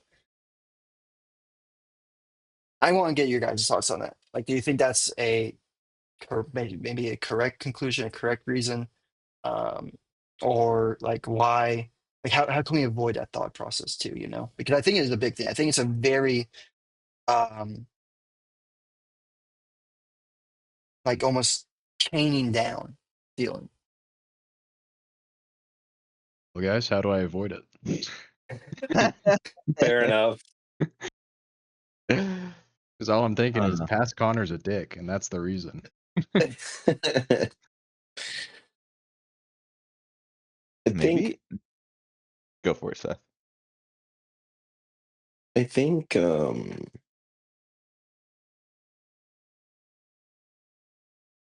think one thing that's kind of resonated with me that's allowed, I think there's like two categories of bad thing that happens, right? There's like act of God, bad thing, freak occurrence, you know, like a tornado hits my house, you know, or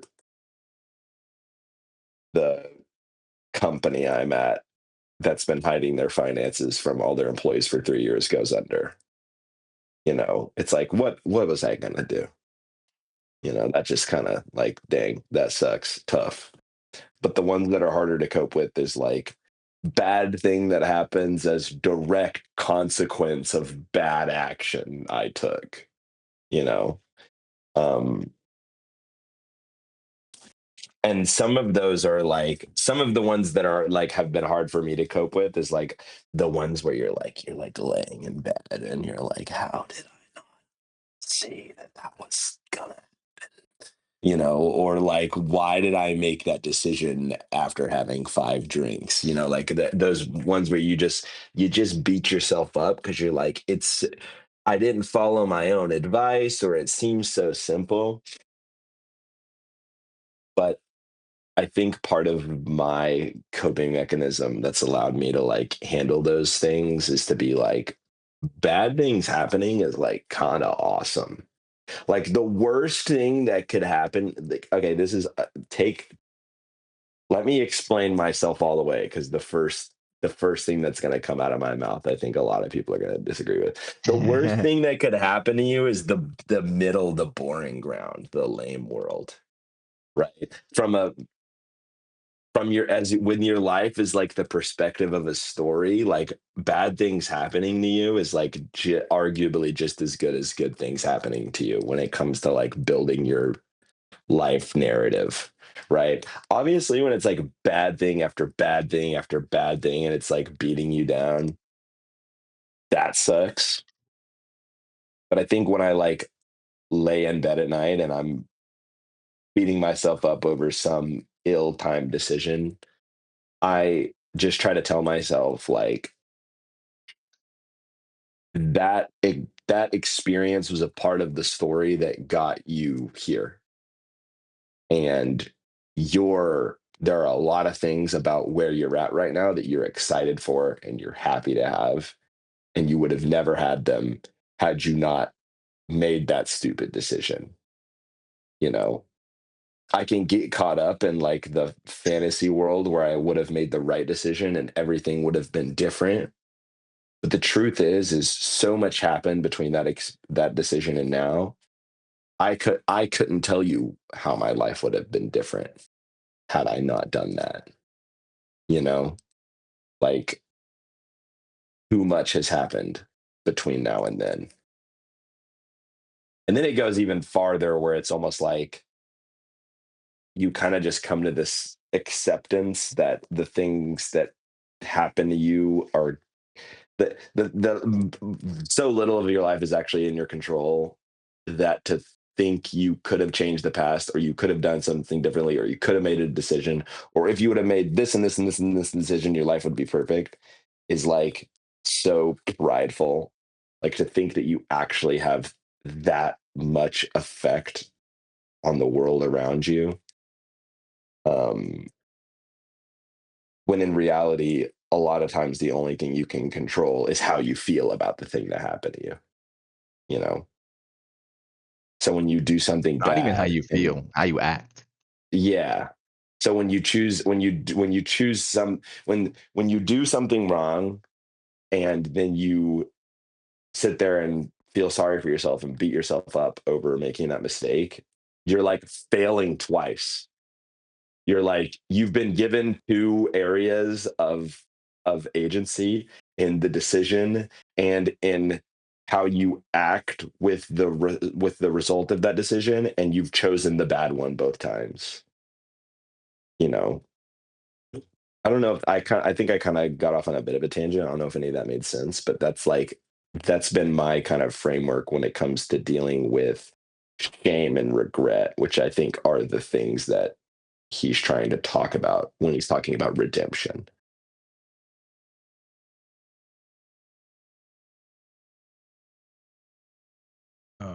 Quote I saw recently was bad days lead to good stories. So true. Yeah. I've realized like recently, like my bad days, and this is like I'm starting to realize that my bad days just revolve around work most of the time. It's just like a Hmm. annoying day at work, and it's like, does that even really fucking matter? Like Yeah. 5 years from now, full honesty, am I going to be working for this company? Probably not. So Hmm. why am I making it such a big deal? Doesn't Hmm. like, am I going to die? No. The worst thing that's going to happen is I get fired and then I go find a job and get paid more. Who Yeah. fucking cares? Yeah. I mean, So yeah. Like Seth said, I think it definitely comes down to perception. Maybe I misconstrued what Seth said, but You got to but have the immaculate perception of yourself. You got to only ask yeah, so much of yourself, you you have to view know. it in the right light. You know, you can't. You have to take yourself out of it almost. You know, you have to take the personal out Hmm. of it and perceive it from a fair standpoint. I mean, like you get like, sure, you know, you did mess up, but it goes back again. You know, you're human. No one's perfect. You can't kill yourself over it forever. You have to like don't just disregard completely. If you made a mistake, you should learn from it, right? But to Every mess up is a learning opportunity. yeah, but to beat yourself up over it and make yourself feel like trash, I don't think that's it either. You know that it's an unreasonable perce- perception to put on it. Kicking a horse while it's already down. It's okay to feel bad about it. Don't beat yourself up though.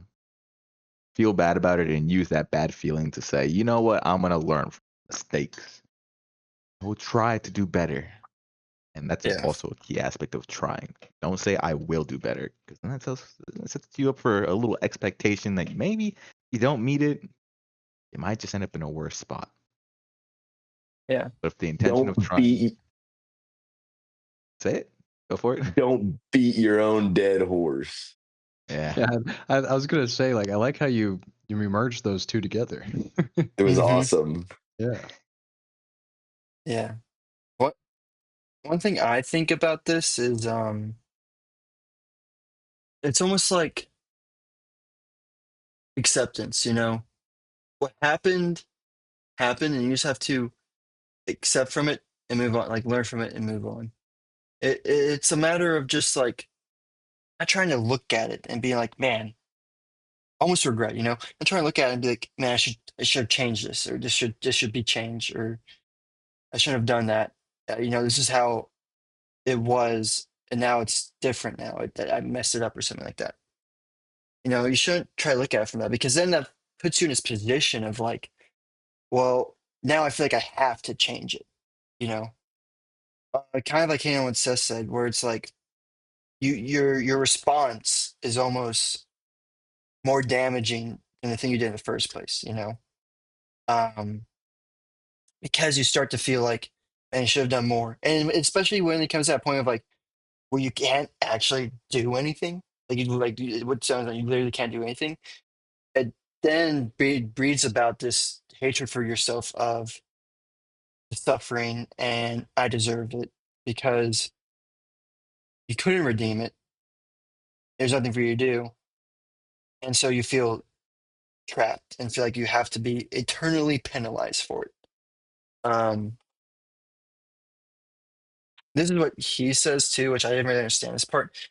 But to call back to this one where he says to redeem what is past and to transform every it was into quote unquote, thus would I have it. That only do I call redemption. And he says here, morally are things ordered according to justice and penalty. Oh, where is there deliverance from the flux of things and from the existence of penalty? Thus did madness preach. Can there be deliverance when there is eternal justice? Alas, unrollable is the stone. It was, quote unquote, eternal must also be all penalties. Thus did madness preach. No deed can be annihilated. How could it be undone by the penalty?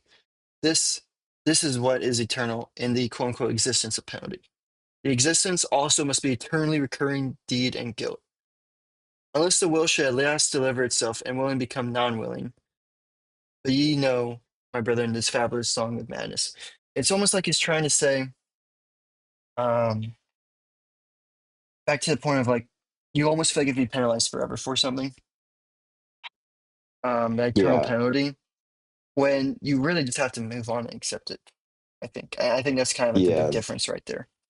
It's I just like being I like okay. that line where he says no deed where you said no deed can be annihilated. How could it be undone by the penalty? It's like when you say it that way, it does feel kind of dumb. It's like what do I think beating myself up is gonna accomplish? It's not like it's gonna undo the deed. Yeah, it's already Deed been been done, you know. deed been done. Deed And been done. you can't think you just deserve all the badness because deed's been done, you know. Deed been done. Shit's been taken. Gotta get past it because it's okay to make mistakes. The part, honestly, guys, I'm gonna be honest with you. The part that because he literally says like it was into thus would I have it. I didn't get it at all, but it sounds like such an important thing that he's trying to convey there. Um, I am seeing maybe it we can move past it, but as a dissection of whatever thing you might be feeling bad about. You know, instead of think, what was it? That's what he said. That's what I have it instead of it. it was. It was. That's how I'm seeing it. It was just kind of a logical dissection. Like I would have had it done like this. Maybe for the future, I will take that into account and analyze it a little more. That could also just be Maybe very. maybe it almost makes it resolute in a sense, you know. Like you say, this is what I would have had it have. And so, boom! Now you're done with it. Now you're done with the thought. Like I think that's kind of what maybe you like learn your lesson super fast. But as long as you ponder on it was like all these possibilities that could have happened. Mm-hmm. Like Seth said, you know, you think about all these possibilities of like where life could have been if you did things right. How it can like build that regret and hinder you down. So yeah, I think that's a good point. I think it might be something like that. Now, do we want to move on along to the last two chapters? Yeah, I low-key don't really have anything on these. So Manly prudence and the stillest hour. I mean, I personally, I just underlined all of his four prudences, but kind of as far as I got. just want to list them off real quick. You know, you have to Sure, talk yeah, about let's them, move but on. just come out loud. Let's see. He said, "This is my first manly prudence, that I allow myself to be deceived, so as not to be on my guard against deceivers." And then he goes on to say, "This, however, is mine other manly prudence. I am more forbearing to the vain than to the proud." And he goes on, "This is, however, my third manly prudence. I am not put out of conceit with the wicked by your timorousness," which I don't fully understand. Timorousness, I looked it up, means Timorous? apprehensive or timid. Huh. So he's basically saying that I am not deceived by your timidness. It does not make you seem That does not make me want to envy you or pity you. You know, I'm not going to Okay. pity you just because you're apprehensive. Okay. Because you're I'm fake. You're probably, lying to me. You're trying to trick me. let me see. I'm definitely gonna have to go back to these 2 chapters because over my head. And then his last one, uh, um, where? And disguise will I myself sit amongst you, that I may mistake you and myself, for that is my last manly prudence. Which there's more context to that. Um, Yeah, I think so. I think some of these manly appearances are just being like, I am not. I'm going to welcome all in a sense. I'm not going to just disregard everyone. It's almost like he's trying to be like kind in a sense, you know? He wants to be kind to those around him, help them in a sense. yeah. Yeah. Stillest hour, he But retreats then, back. yep, we can send on the still sour where he tells all his friends that about a dream he had. And in this dream, it was saying, it was telling me to say my truth, my final big truth. But I said nay, for I was too scared of what others might think. And thus the voice told me I must retreat back into solitude, for I am not yet ready for my wisdom. And thus he retreats in depression. Or he loves heading back up on that mountain, bro. He didn't want to this time though. Yeah, I'm pretty sure he cried. And he was Bro. He depressed. did, He didn't want to leave his friend, bro. He was depressed. but he had to. He wasn't ready for his big truth. Oh. He didn't have the cojones to say it out loud and risk everything. Guess we'll find out what his truth is in part 3. And we'll see what he learns in his third solitude, I think. Yeah, I think it's the 3rd one. Wish I could go up to a mountain, Do Yeah. it. retreat, and do You nothing. can. Just go. There's literally nothing stopping you from Like just you retreating. could just go right now. Cactus? And also that mountain's probably owned by someone now. Stupid. It's a national. It's owned by the federal Just don't let government. him find you. I sometimes just want to retreat to a mountain and just put a fucking power plant on it. Harness the mountain Yeah, power. sometimes I just retreat to a mountain. I look at it. I'm like, the power plant right here.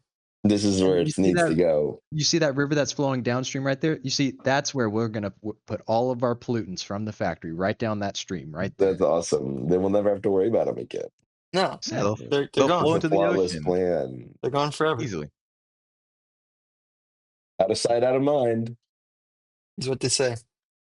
Well, boys, it was nice to do this again after such a Yes, Yes, it it long was. time. was. It He's was a nice to good, It see all of you was. again. It was great. very good reconnection episode.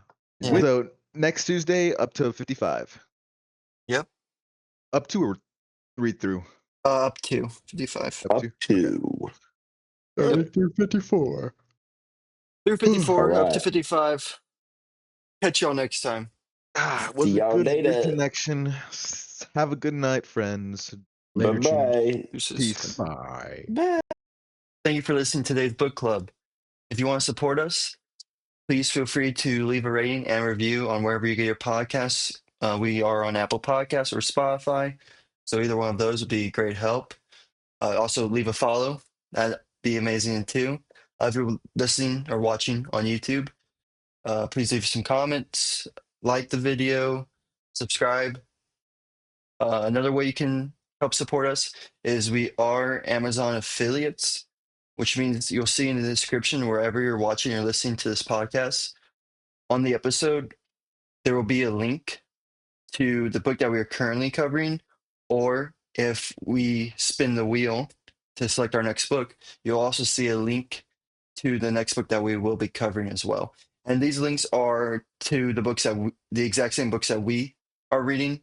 during the podcast. So, if you're going to read the book anyways, it'd be a great help if you could use the link. It's going to be no additional cost to you, and we do get a small uh, percentage of the proceeds. So you get a book, and we also get a benefit. It's a win-win, honestly. And even if you don't get, like, even if you don't use the link, I still recommend getting the book. One, because it helps to read what we're reading, so you can kind of have some more context into what we are discussing, as well as having your own book. We're not covering everything in the book on the podcast. That's impossible to do in an hour and a half, and so it allows you to get some really nice information in there that again we just can't cover. And it also allows you to annotate your own book. So, if years down the line, you can kind of come back to the book, kind of remind yourself on the lessons you learned. And, if you reread it again, you can have almost like a conversation with yourself back in time too. It's really an investment to, I think, read and buy books. So again, thank you for listening to Book Club and can't wait to catch you in the next one.